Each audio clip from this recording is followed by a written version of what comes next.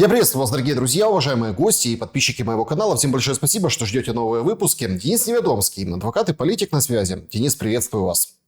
Здравствуйте, Александр. Добрый день, друзья. Знаете, самое, наверное, главное, что все сейчас обсуждают, это интрига Стамбула. Зеленский говорит, буду ждать прям с самого утра, вот все, приезжай, Путин. Вообще, конечно, посыл такой своеобразный, потому что все прекрасно понимают, такие более-менее трезвомыслящие и здравомыслящие люди, что так, наверное, не делается. И особенно поражает Сибига, который там, Ермак, которые пишут, вот, испугался, не приедешь. Какая-то странная закрутилась игра.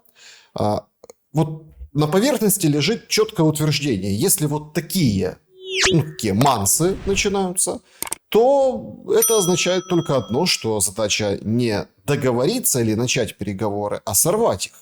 Причем обвинив сторону российскую, что с 12 числа согласованное якобы с Макроном, Стармером, Мерцем перемирие, да, вот оно не работает.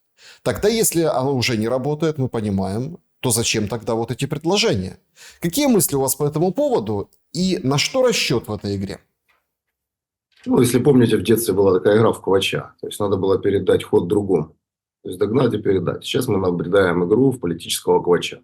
То есть, каждая из сторон передает эстафету другому для того, чтобы не оказаться тем самым политическим Ковачом, на котором игра закончится. И в данном случае каждая из сторон выдвигает свои условия, свои варианты, избавляясь вот от этого пресловутого качества, передавая его другой стороне. И то, что мы сейчас наблюдаем, это как раз свидетельствует о том, что нет у двух противоборствующих сторон желания договариваться с друг другом. Как это не прискорбно звучит, и как много людей не надеются на то, что будет какой-то из этого конструктив.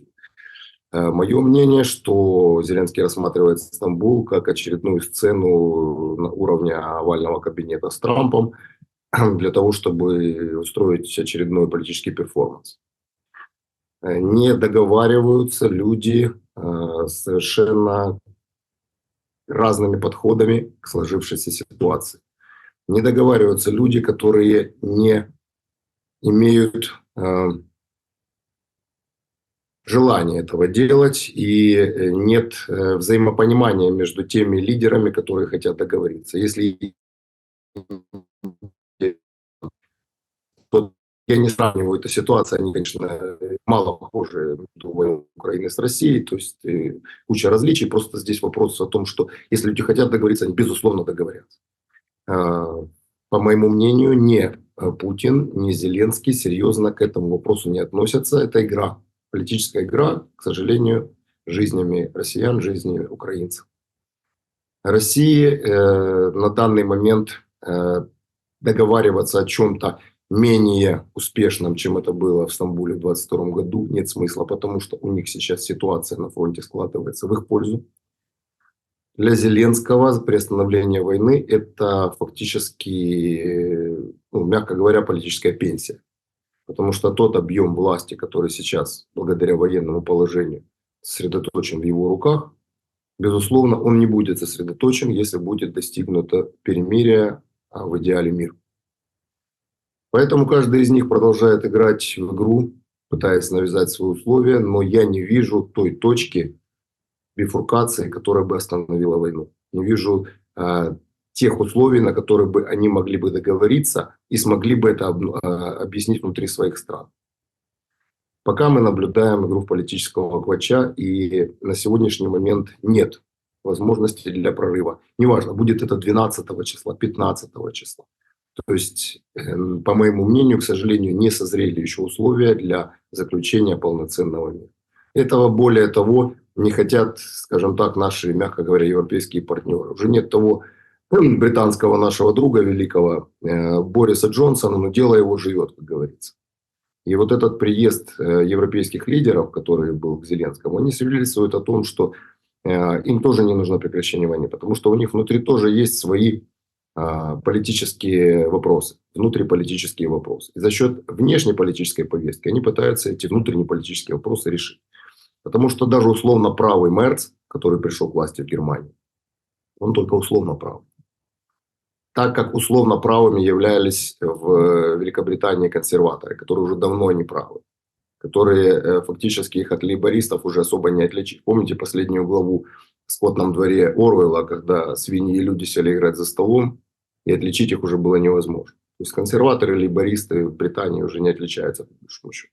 И на их место, естественно, вакуума не бывает. Пришли, вот реформа ЮК, вот Найджел Фаррелл заполняет, потом заполнил вот этот вакуум в британских правых, которые всегда имели свой вес, свою силу, свою политику, в отличие от лейбористов, социалистов, либералов.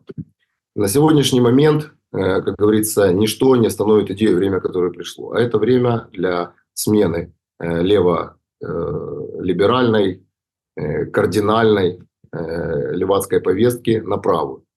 И мы видим это по всему миру. Безусловно, США страна, которая задает темп и тонус вот этим сменам. Они первые начали эту либеральную чуму. Клинтон, Обама и так далее, их клан Байден, что привело к войнам по всему миру. И далее пошло уже Великобритания, меняет курс на правый, и Фаррелл победил на муниципальных выборах, это только первый шаг. Мы видим это и в Восточной Европе, с Румынией, еще ранее Словакией и Венгрией. И, соответственно, мы не можем тоже оставаться в стороне от этих процессов. Кому бы хотелось или не хотелось, насколько бы ни казалось, утвердилась здесь леволиберальная повестка, все равно пришло время ее менять. И она поменяется, кто-то хочет этого или не хочет. И вернемся к нашему вопросу. Приезд вот этих лидеров, которые завязаны на леволиберальную повестку, а Мерц только, повторюсь, он условно правый. На самом деле он такой же левый, как и был до него Шольц. И недаром они вступили в коалицию, потому что друг от друга не отличаются.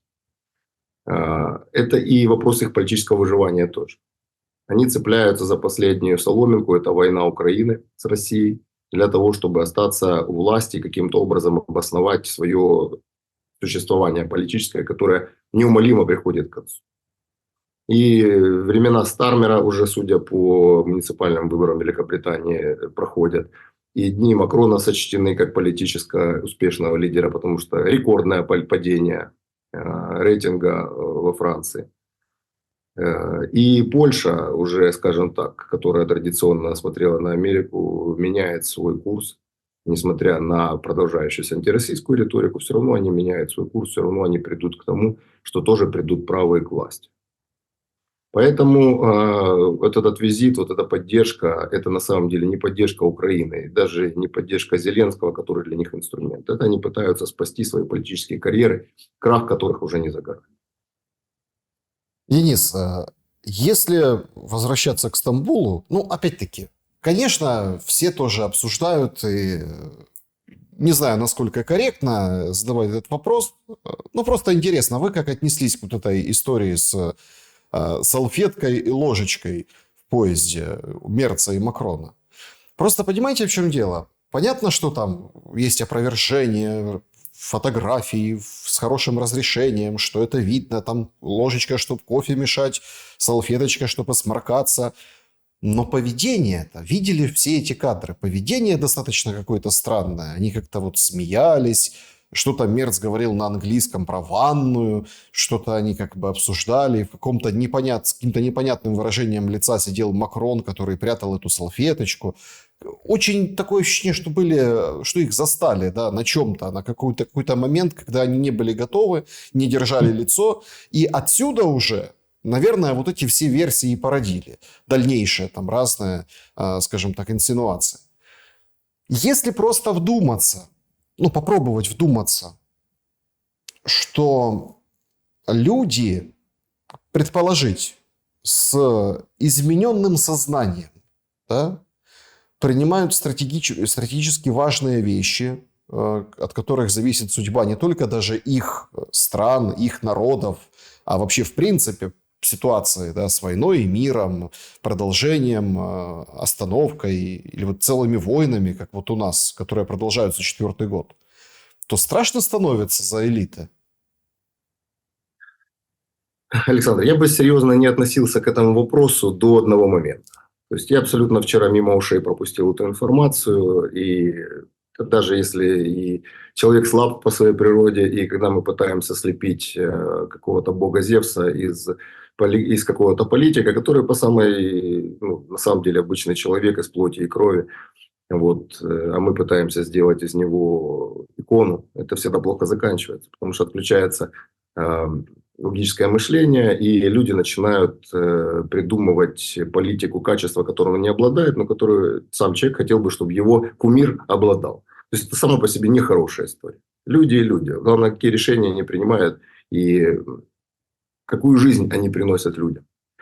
Меня больше заинтересовал тот вопрос, насколько кинулись леволиберальные СМИ и СМИ, заточенные на политиков, отбеливать своих как бы кумиров. То есть вот это как раз, ну, не придавайте этому значению, да посмейтесь, ухмыльнитесь или пройдите мимо. Но настолько, как они кинулись, как украинские СМИ, целая Центр противодействия коррупции пост написал с фотографиями, там, нарисовали эту салфетку, как будто бы невозможно сейчас ничего сделать там компьютерном этом. Сам Елисейский дворец не постеснялся и там тоже целый пост опубликовал с фотографиями. Там, то есть, ну не палитесь вы так, ребят. Ну, хорошо, если это было не так, то ну, пройдите мимо, да ухмыльнитесь и все. Но с таким рвением, как они начали это, скажем, развенчивать этот миф, говорит о том, что что-то, наверное, интересное все-таки было. Но, повторюсь, на фоне того, что происходит, тут впору уже всем людям закидываться чем-то тяжелым, чтобы как-то пережить эти времена. Вернемся к Зеленскому и Стамбулу. Как человек с большой юридической практикой, как человек, который, в принципе, понимает, о чем идет речь, Денис, вот эта история с запретом на переговоры с Путиным, которая вышла указом Зеленского после решения СНБО в сентябре 23-22 года, да, ну, после референдумов сразу о присоединении частей, ну, или всей Херсонской и Запорожской областей, то есть сразу, как в ответ, да, вот Зеленский собирает СНБО и издает этот указ. И вот эти вот вчерашние заявления, что приезжай, я готов в любом формате, вот я буду тебя ждать, но ты не приедешь. Как они сочетаются друг с другом? Не, ну, скажем так, сцену никто не отключался, фиты до сих пор работают, и зрители там, хоть им уже и тошнит, из зала не выходят, потому что выезд зрителей запрещен.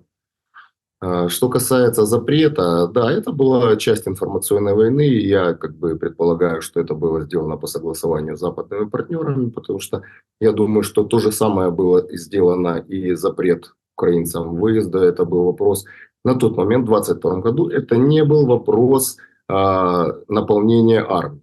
Потому что вопрос наполнения армии, теоретически ты можешь там и сейчас и 5 миллионов бойцов выставить, но бойцам нужно платить.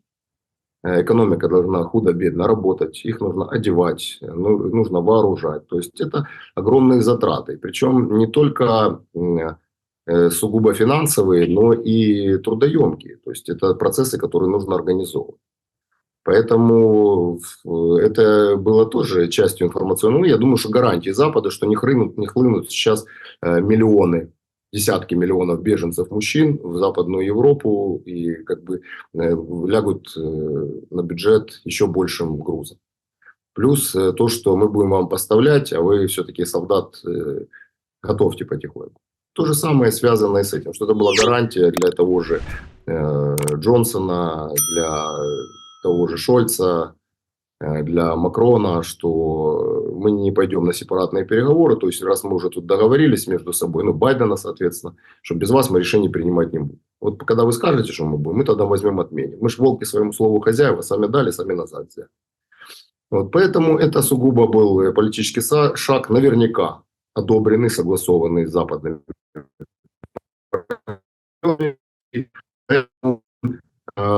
Дополнительный способ для того, чтобы никто из, скажем так, украинских политиков не мог со своей стороны начать сепаратных переговоров с Москвой. То есть Зеленский же себя позиционирует как человек, который находится над всеми. И он говорил даже, когда его спрашивали еще в 23 году, а вот это чего касается. Это он говорит, чтобы никто другой не говорил. То есть себе он не запрещал. Человек, который уверен в том, что он находится выше всех и представляет э, верховную власть, он запрещал переговоры другим. А себе, конечно, он не запрещает. Мы видим это и по отношению к Конституции. То есть человек считает, вот, король солнца, Людовик XIV. Государство – это я. Поэтому к этому запрету относиться надо, скажем, как к декларации, а не как к реальному запрету, который может запретить переговоры. И вот это вот поведение Зеленского о том, что я жду тебя в Стамбуле, это свидетельствует именно о том, что он плевать хотел на этот закон. Плевать хотел на то, что там Верховная Рада примет. Потому что если бы это был закон, который действует, и президент, который закону подчиняется, он бы сказал, сначала отменим, вот собираю Раду, и мы сегодня в связи с тем, что изменившиеся условия, там, доложить этот самый справку готовит комитет, и разные комитеты готовят справки и дают свои суждения. И тогда выносится на рассмотрение. И можно обосновать чем угодно. Действительно изменилась ситуация, действительно возникли новые условия, и поэтому закон подлежит отмене. Но этого ничего не делается, об этом даже не говорится. То есть плевать он хотел на этот закон. Но тут же возникает самый главный вопрос. Понятно, что, опять еще раз повторюсь, но мы просто теоретизируем. Ясное дело, что не будет там Путин ехать к Зеленскому. Получается, что Зеленский вызвал Путина.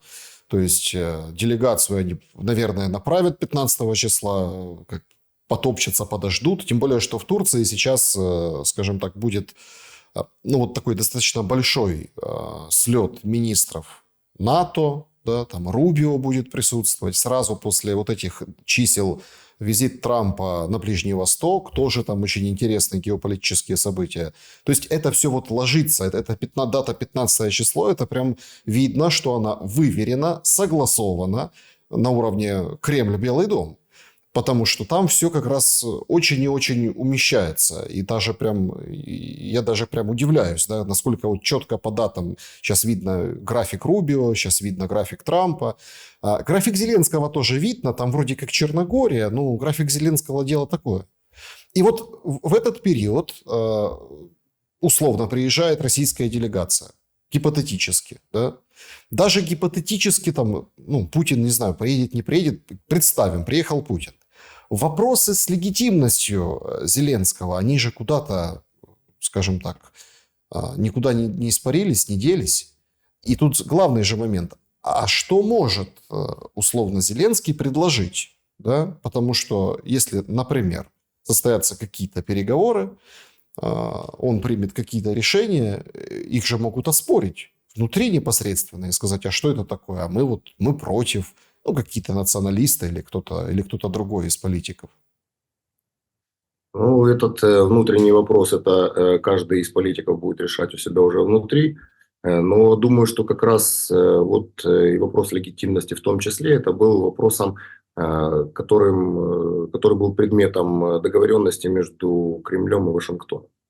То есть мы уже видели и высказывания Путина, и Пескова о том, что вопрос легитимности, он второстепенен по отношению к вопросу мира. То есть это и было частью, я думаю, договоренности. Нужно понимать, что глобально Вашингтон и Кремль уже договорились. И Зеленский пытается каким-то образом влиять на ситуацию, но это бессмысленно, потому что даже Европа, которая является более, скажем так, субъектным участником переговоров, она не имеет права голоса. Они для себя, вот эти выступления Макрона о том, что мы там будем все равно поставлять, мы там то, во-первых, поставлять могут американское оружие, они не могут без согласования с Соединенными Штатами, во-вторых, они уже напоставляли за 3 года, я не думаю, что у них там есть еще чего-то поставить так, чтобы французская армия осталась без оружия. То есть у них там тоже есть свои стандарты. Самое главное, что вопрос глобальный уже решен. И понятное дело, что Зеленский попробует в силу собственного жизненного опыта исполнить то, что исполнил в Вашингтоне, в овальном комитете, повторюсь. Но на тот момент все-таки маневр у него был немножко шире, потому что он был уверен, что Британия Евросоюз, его будут поддерживать до конца. И там даже витала идея антитрамповской коалиции, которую он якобы возглавит как новый лидер Европы. То есть там и такие мысли витали в головах, там навеянные разными вопросами. Но, как мы видим, это все полностью провалилось. И Британия, на которую больше всего делал ставку Зеленский, заняла позицию, если не проамериканскую, то явно не антиамериканскую, на что был расчет. Из этого момента, о который мы обсуждаем на 15 мая, выпадает главный аспект, которому сейчас, вот, наверное, специально его опускают вниз. И Рубио тоже говорил о том, что сделка по редкоземам, она на самом деле, мол, не имеет прямого отношения к окончанию войны. То есть, на самом деле это не так. На самом деле это первая стадия, без которой бы не было второй, третьей и, собственно, достижения результата. Ну, объясните, почему? Потому что, вроде как в стороне. Это вот про одно, а война это про другое. Нам сейчас так демонстрируют. Я выскажу свое мнение, как я вижу эту ситуацию. То есть, на сегодняшний момент Соединенные Штаты, находясь там за океаном, слишком далеко от Украины, и не имея все же возможности военным путем эту ситуацию каким-то, кроме как поставок, не опасаясь глобального конфликта с Россией, решить. То есть говорят, то, что там подают нам наши депутаты-соросяты, говорят о том, что насколько прекрасно это все, потому что вот теперь они, вот эти вот территории будут под контролем американцев.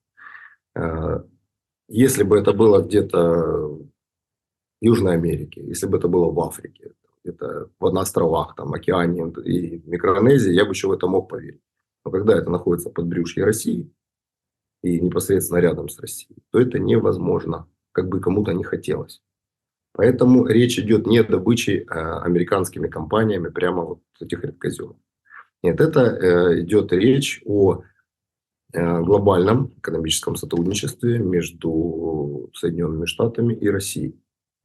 И те редкоземы, которые действительно представляют собой какую-то серьезную ценность, они будут разрабатываться совместно. Те редкоземы, которые не представляют прямо такого глобального интереса, они будут... Не забывайте, что на сегодняшний момент на Западе арестовано около 350 миллиардов российских активов, которые уже давно интегрировались в западную банковскую и финансовую систему, и отдавать их никто не будет. Никто их не будет отдавать. Они уже там, они уже работают. И вопрос, и поэтому то, что западные лидеры сначала говорят, мы их конфискуем, а потом говорят, нет, механизм. Механизм это же не цель, это же средство. Механизм можно всегда придумать, изобрести. И сколько раз такие механизмы грабили другие страны, и никому это не мешало. Никакого морального, скажем так, и правового аспекта это не затрагивает. И здесь речь идет о том, что вот эти активы будут поменены на те, скажем, активы, которые находятся в земле Украины. На вот эти фонды, которые аккумулируют деньги для производства и добычи. То есть эти 340-350 миллиардов, они останутся в банковской финансовой системе Запада. Вместо этого будут переданы вот эти вот концессии. Концессии будут переданы России. Вероятно, сначала через какие-то подставные фирмы, а потом уже, я думаю, что напрямую. И вот подписание Зеленским и ратификация парламентом этого договора запустила этот процесс. То есть первая стадия пройдена, потому что, повторюсь, на одной этой стадии это не касается ни вопроса ни мира, это не касается вопроса прибыли. Потому что, повторюсь, без второй и третьей стадии этот договор не реализуем. Потому что Россия не согласится, не остановится. И находясь, скажем так, в положении превалирующем на фронте, они просто бы не согласились на это. Им смысла нет. У них всегда остается, скажем, аргумент ядерный. То есть, если будете совсем с нами разговаривать языком ультиматумов, то у нас есть всегда что ответить напоследок для всех. И в Вашингтоне это прекрасно понимают. Подписание этого договора, почему оно в панике особой в России, обратите внимание, не вызвало. Нет. Абсолютно не было такой реакции. То есть я слышал там мнение некоторых аналитиков, которые говорят о том, что вот Россия там ошиблась, там Россия, там, как обычно, как бы это мягче сказать, пропустила этот момент. Но нет. Если бы это было, то это была бы выход из переговоров раз, резкая эскалация на фронте 2 и, соответственно, резкий выход из переговорного процесса и риторика Кремля 3. Мы же этого не наблюдаем. То есть мы видим о том, что этот процесс вполне укладывается в логику Кремля. Ну, то есть, получается, американцы берут эту долю этого инвестиционного фонда и продают россиянам за долги. Ну, это Да, так, если очень грубо. да, ну, проще говоря, да, если совсем просто. Поэтому это очень важная стадия, которая запустила вторую стадию, которую мы сейчас наблюдаем.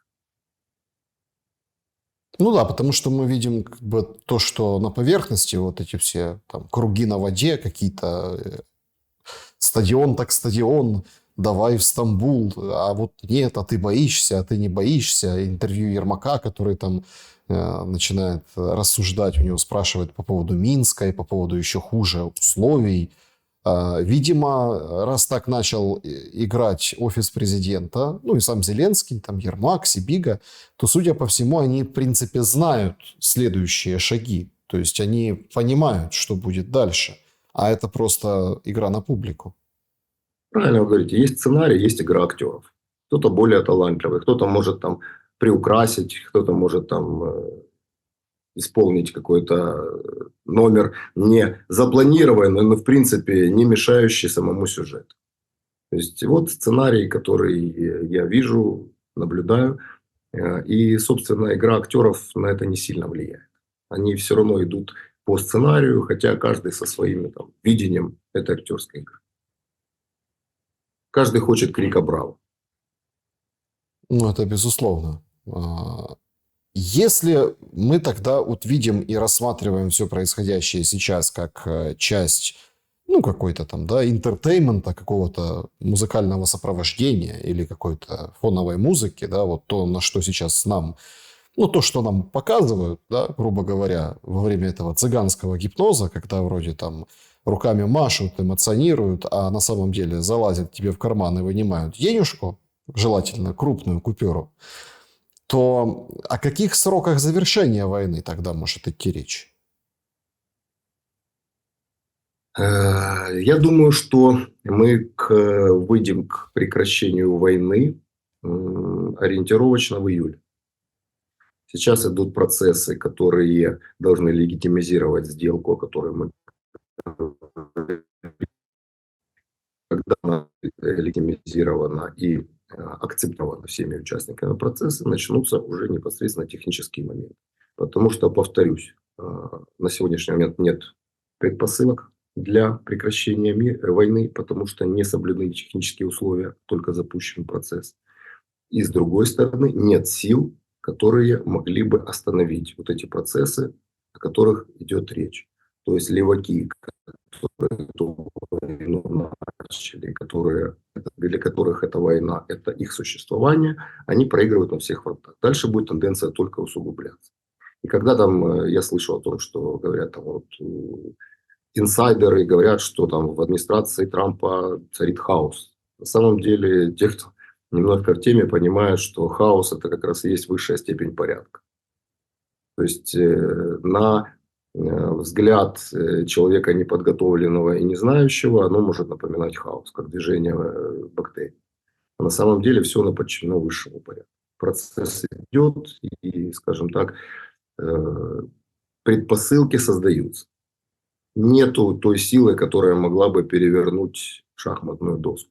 На сегодняшний момент те силы, которые обладают перспективой, которые имеют возможности, ну, сила, которая обладает силой. На сегодняшний момент она заточена на реализации глобальных сделок, на создание новой системы безопасности в мире и окончание, как, скажем так, вишенка на торте вот этой российско-украинской войны. Нет, ну и понятное дело, экономика. Экономика, еще раз экономика. Ведь по большому счету на поверхности лежит пример вот этой индо-пакистанской войны, да, когда, ну, в принципе, я вот так высказываюсь по этому поводу, в принципе, где-то так могла проходить и российско-украинская война. Вылетели, постреляли, поразили какие-то объекты, что-то где-то как-то, быстро запустили режим прекращения огня, быстро, как в Стамбуле, например, да, вот первом Стамбуле, договорились, определились, людям рассказали, не рассказали, все празднуют победу. Да? Ну, то есть там празднуют победу в Пакистане, индийцы празднуют победу. Но вот глобальной и такой длинной, фронтовой, тяжелой, изматывающей войны никто не хочет. Это что касается вот военного дела. Что касается переговорного дела, сейчас же вот прям как вот, знаете, вот этому двоечнику, да, который там неправильно написал определение в школе или какой-то, вот берет учительница вот так, берет, раскрывает учебник и носом тычет в конкретную, ну, на конкретный абзац. Это сделка в Женеве Китая и Соединенных Штатов Америки. 90 дней, торговое перемирие, существенно они просто снимают вот эти пошлины, санкции. То есть всех все устраивает. Выходят китайцы, говорят, отлично. Выходят американцы, говорят, великая победа. То есть это о том, как можно договариваться. Ну, то есть как можно повоевать и как можно договориться. Пример касается войны и пример касается ну, каких-то, да, вот переговоров и контактов. Почему в Украине так не получается? Где вот этот ступор? Где вот этот крючок, за который все цепляется и тянется? Крючок – это и есть наличие явной субъектности, наличие политического суверенитета. Если Индия и Пакистан страны суверенные, субъектные и могут принимать решения, то же самое касается Соединенных Штатов и Китая, потому что есть войны, где воюют танками, дронами, а есть, где воюют деньгами. То есть, по большому счету, это тоже войны. То в случае с Украиной, Украина не обладала политической субъектностью для принятия самостоятельных решений. Если бы она обладала, безусловно, в Стамбуле были бы подписаны мирные соглашения в 2022 году. И более того, я думаю, что война бы никогда не началась. Но те силы, которые были заинтересованы в войне, на тот момент они обладали всеми возможностями для активации этого процесса. Вопрос того, кто первый выстрелил, на самом деле в мировой истории он не имеет ключевого значения. Операция «Консерва» никто не отменял, и она действовала и за сотни лет до Гитлера, и будет продолжать за сотни лет после Зеленского. Вопрос в другом. Насколько собственное правительство отвечает интересам собственного народа, собственного государства. Если ты имеешь право принимать такие решения, чувствуешь доверие, и у тебя есть внутреннее убеждение, что действуешь в интересах своего народа, то ты примешь решение, исходя из этих интересов, исходя из требования момента. Если у тебя есть, скажем так, сюзерен, который тебе говорит, что делать, и за исключением каких-то мелких тактических моментов, ты, в принципе, выполняешь то, что он тебе говорит, то, что мы имеем в этой ситуации. Зеленский сам, и Джонсон, и другие политики западные,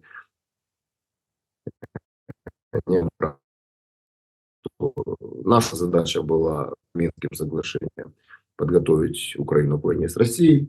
А это не была задача окончания войны как таковой и дезактивации конфликта. А Джонсон явно говорит о том, что мы ведем прокси-войну, то есть человек не стесняется. Ведь это было понятно и сразу. И мы говорим о том, что, мол, давайте просто воевать. Давайте просто воевать вылилось в то, что сейчас мы имеем. Сейчас уже, скажем так, и предъявлять некому, потому что Джонсон уже этот общемировой клоун, ездит там перформансами по всему миру, какие-то там заявления делает, но это человек, за которым уже не стоит государство. Главный бенефициар в русско-украинской войне. И те политики, которые в тот момент повлияли, да, Джонсону легче, он уже из седла вылетел, но есть те, которые, как Макрон, которые до сих пор находятся при власти, который был одним из бенефициаров этого решения о поддержке Украины в продолжении войны, не заключения мирных соглашений. Вот поэтому они и сейчас поехали в Украину, к Зеленскому, для того, чтобы показать свою поддержку, показать, что мы с тобой, потому что они понимают, что прекращение этого конфликта даже на этой стадии приведет к закономерному вопросу. А что вам мешало сделать это в 2022 году? Что вам мешало в 2022 году, скажем так, посоветовать Зеленскому заключить мирные соглашения, которые на тот момент были более удобоваримые, чем те, которые мы имеем дело сейчас. Денис, если мы вот видим вот этот стратегический, ну, этапность стратегическую всех последующих действий вокруг ситуации в Украине, то я не могу не задать очень понятный вопрос. В какую игру играет Банковая? Я имею в виду на внутреннем треке. Вчера прям как... Ну, это был такой период обострения, да? Тут тоже, можно говорить, там, полнолуние или какие-то там фазы, циклы там астрологические можно привязывать. Или какие-то переходы, или как-то чего-то влияет. Там, опять-таки, ну, май месяц все-таки, да? Как вот из рога изобилия сыпется. Чмут говорит: надо запрещать ТикТок и Телеграм, чтобы правда перебила ложь. Потураев выходит: Телеграм – это орудие убийства украинского государства и нации. Я задаю очень простой логичный вопрос. А что это тогда за государство и нация, раз ее можно убить мессенджером Телеграм? И мы же понимаем, почему делаются вот эти заявления. Наверное, с прицелом на какие-то следующие шаги Банковой. А какие они могут быть? Ну, те же шаги, которые были. То есть Зеленский все равно пытается себе выстроить процесс, где война продолжится. И на сегодняшний момент, скажем, эта телега катится больше по инерции. Потому что те люди, которых вы назвали, они тоже являются политическими банкротами на тот момент, если война приостановится. То есть тогда на смену им придут люди более здравомыслящие или хотя бы люди, которые заточены больше. Не обязательно будет какая-то интеллектуальная элита, потому что на сегодняшний момент это невозможно. Но в тот же момент это будут люди, которые будут искать прибыль не на войне, которые будут пытаться заработать на прибылях, а не на убытках. А вот эти все люди, которых вы перечислили, и имеем Легион, и Бенюка мы обсуждали, там все остальные, это люди, которые и какой-то вес имеют в обществе, которые находятся в состоянии войны. А еще лучше в состоянии перманентной. То есть они видят себя, что если даже и будет перемирие, и даже мир, они все равно будут на волне милитаризации какую-то востребованность получать. Безусловно, что эти люди, они не являются сейчас для украинцев моральными авторитетами. Достаточно сравнить комментарии под этими чмутами в 22-м, 23-м даже году и сейчас в 25-м. Кого они уже там не выпускают на сцену, каких актеров, люди им уже не верят. Люди их проклинают, и, главный тезис – это: если ты такой умный, что ты не на фронте. Нет, я сторонник того, что если ты продвигаешь какую-то идею, ты должен ее не только озвучивать, но и реализовывать. То есть говорить мы все гораздо, но давайте все-таки то, что мы говорим, претворять в жизнь. Если ты говоришь о том, что нужно воевать, иди воюй, показывай своим примером. Это же старое изречение о том, что можно долгое время обманывать небольшое количество людей или короткое время обманывать всех, но невозможно долгое время обманывать. Уже не раз обсуждали эту тему, что проблемой является не ограниченность резервного потенциала, не ограниченное количество оружия, а мотивация. То есть, если люди видят, что на самом деле люди, власть придержащие, чиновники высшего звена, депутаты, не живут войной, как они предлагают жить украинцам, не милитаризуются. И вот эти новые инициативы о том, что мы сейчас начнем готовить цивильное население к сопротивлению, сказать и заставить – это ж одно. А то, чтобы оно начало работать, совершенно другое. Для людей самая лучшая мотивация всегда и во все времена был личный пример. Историю напомню из Троянской войны, когда прибыли греки к земле Трои, они знали пророчество оракула о том, что первый, кто ступит на землю Трои, будет убит. И что сделал Одиссей? хитрый товарищ во всей греческой истории, он бросил щит на землю и спрыгнул на него. А царь фессалийцев, Протесилай, прыгнул следом за ним, думая, что пророчество уже сбылось. И тут же был убит Гектор. То есть политики в этой ситуации действуют как Одиссей.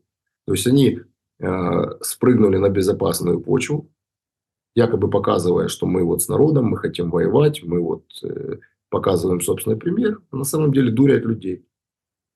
Люди, которые им поверили, избегают пророчества, люди погибают. Но если ты каждый день будешь прыгать на щит, и каждый день будет за тобой прыгающий человек погибать, то рано или поздно даже у самых глупых возникнут какие-то сомнения в истинности и в откровенности твоих мыслей и действий.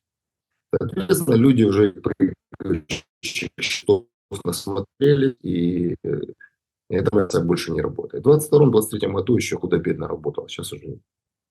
Посему, кого бы они сейчас на сцену не выпустили, в марафон там и все остальное, то это уже на людей не действует. Ну, вы так говорили, что население готовить к сопротивлению. В школах вводят уроки, да, для старшеклассников, чтобы они уже знали, что такое дрон, как с ним обращаться и так далее. А мобилизацию никто не останавливает. Жуткие кадры с вашего родного Харькова приходят с вот этим бойцом, которого быстро нашли по соцсетям. Оказывается, нормально все у него. В Россию ездил, мотался в Белгород. Ну, в то время это было нормально. Там Харьков, Белгород. То есть не в этом вопрос. Вопрос в том, что свои соцсети он позакрывал, но ВКонтакте остался профиль. Его быстро разыскали, поняли, кто такой. Работал охранником на хлебзаводе. А потом вроде как пошел, наверное, служить. То ли сразу в ТЦК, то ли без ТЦК. Жуткая история на самом деле. И вот там же как, вот эта отписка Харьковского ТЦК, да, о том, что человек провоцировал. Ну, на видео видно все. У него смотрят документы. Ну, он стоит, ждет, пока эти документы, пристально разглядывая, перелистывая там бумажечку за бумажечкой, соседний военком, ТЦКшник, да, вот это вот разглядывает. Еще человек 6 стоит вокруг. И ему наносятся удары в живот, причем дважды, возле этого автомата с водой. Ведь это же полнейший беспредел. Ну, полицейские отчитались, открыли дело по статье хулиганства. Хотя там же вообще группа лиц. Ну, о каком хулиганстве идет речь? Мы утопаем в этих случаях. Теперь, Александр, давайте вернемся к предыдущему вашему вопросу, потому что это прямое следствие. Почему и Чмут, и Потураев говорит о том, что надо убрать ТикТок и брать Телеграм? Где появились эти сюжеты? Именно в этих соцсетях, именно в этих мессенджерах. Потому что, как мы помним, когда расшифровали эти самые темники USAID, о чем говорилось ведущим украинским блогерам и СМИ? Стратегическое молчание, в том числе о насильственной мобилизации. И если бы не было, уже заблокировано было тут все, что можно, и в том числе ТикТок и Телеграм, то люди что, не видели бы этих сюжетов? То есть, власть не собирается убирать первопричину. Власть не собирается убирать первопричину не только этих сюжетов, но и неудачи мобилизации. То есть, просто путь другой. Он более трудоемкий, он требует самопожертвования, что народ ждет также от власти. То есть, власть ждет от народа самопожертвования, народ тоже ждет от власти самопожертвования. То есть, это обоюдный процесс. И когда люди видят такие процессы, которые происходят, вместо того, чтобы выбирать первопричину и, скажем, своим собственным примером показывать, что мобилизация – это, скажем, природный процесс для государства, защищаемся вместе, как один. Вместо этого они говорят, что давайте лучше запретим соцсети. В прошлом сюжете мы с вами приводили пример, да, о докторе, который диагностировал сифилис. Значит, если вместо того, чтобы лечить, увольняют доктора. Вот, вместо того, чтобы убрать причину, по которой люди не хотят мобилизовываться, берут и запрещают в соцсетях, где это публикуется. Так это же... А, кстати, и тут важный момент, что раньше, допустим, в том же 22-23 году, его бы вообще героем сделали, этого ТЦКшника. Придумали, что он где-то там на фронте был, никто не проверял, что он там лично зубами загрыз российский танк. И поэтому вот он этот самый. А про того пацана бы написали, что он в детстве там, пардон, анонизмом занимался. Или там этот самый, где-то там пачку сигарет украл. То есть я знаю, как у нас умеют уничтожать людей в медийном плане. И как сделать из несуществующих героев настоящих. Вот. Но тенденция меняется, не работает. Это уже, скажем, агония. Давайте запрещать все. Вы к чему вообще? Идея была какая? Что мы идем в цивилизованную Европу от варварской России, в кавычках, для того, чтобы у нас была демократия, правовое государство. А сейчас мы о чем говорим? О запрете соцсетей, о запрете главной составляющей американской демократии свободы слова, первой правки, за которой Верховный суд сколько сражался, какие бы ни были истории. Но мы пришли к тому, что мы построили фактически авторитарное государство. И высшие должностные лица говорят о том, что на полном серьезе о запрете социальных сетей. Вот что мы построили и какой итог. Вот что самое печальное из того, что есть. Что идя, и поговорка, да, благими намерениями вымощена дорога в ад. Мы пришли в ад авторитаризма. У нас намного было ранее, несмотря на приклеенные ярлыки, более правовое, более открытое государство и общество. Вот за это люди не хотят воевать. Они, понимая, что происходит на улице, они понимают, что защищая вот это, они могут потерять жизнь. Если они потеряют жизнь и даже цель будет достигнута, что останется? В каком обществе, государстве будут жить их дети? Вот это ключевая проблема.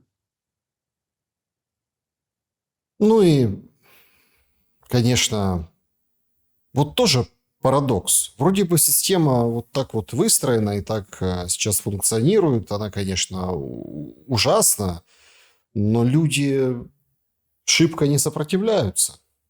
Я был поражен, когда, ну так, я очень образно, очень опишу ситуацию, когда есть, например, есть честные сотрудники СБУ. Ну, честные. В одной из областей честный сотрудник СБУ честно поймал младшего сержанта на сделке по продаже джавелина. Об этом есть официальное даже сообщение в СБУ, то есть там все видео, сидит этот старший сержант, вот этот джавелин, который он пытался толкнуть. Но это, понятное дело, это так, мелочь. Ну, джавелин, старший сержант, что там, или младший сержант, какая разница? Но там же интереснее, то есть СБУ раскрутили прям группу, вышли на определенных там людей повыше должностями, все передали в облуправу, а там это все умерло. Они начинают как-то говорить, подождите, ну у нас же, смотрите, какая работа проделана. Мы через вот этого, он всех сдал, этот младший сержант, всю вертикаль, всю линию сбыта, все сдал. А ему говорят, знаешь, как бы 111 это сейчас как горячие пирожки. Ну, там, измена родине, работа на врага и все такое. Поэтому так, значит так. И вот потерянное дело со всеми линиями, цепочки и все остальное. То есть, и человек вроде бы как, ну, он понимает, что он проделал работу, он на службе, он служит государству. Но когда он видит, как это все затирается чуть-чуть повыше этажами, даже не на киевском там каком-то великом уровне, а вот на этом, ну, мелком, а этого младшего сержанта отпускают, якобы там, на войну. Ну, берут, снимают все, и он дальше воюет. Воевать же надо кому-то. Начинаются вопросы внутри. И внутри системы, и внутри каждых людей, которые как бы, они же за Украину, они же вот пресекают правонарушения, они же профессионалы. Такая достаточно тревожная история. И это все происходит, и буквально там через месяц-два, ну, это событие этой весны, да, там, это легко проверить, есть сообщение официальное, то есть, по поводу этого сержанта. И вот проходит месяц-два, и Малюку героя Украины. Ну, вот как так? И вот люди на это смотрят, и они вроде бы как страну свою, родину защищают. А на поверку оказывается, что совсем другую систему, не страну. Ну, вот фактически пример вы привели к тому суждению, которое я высказал.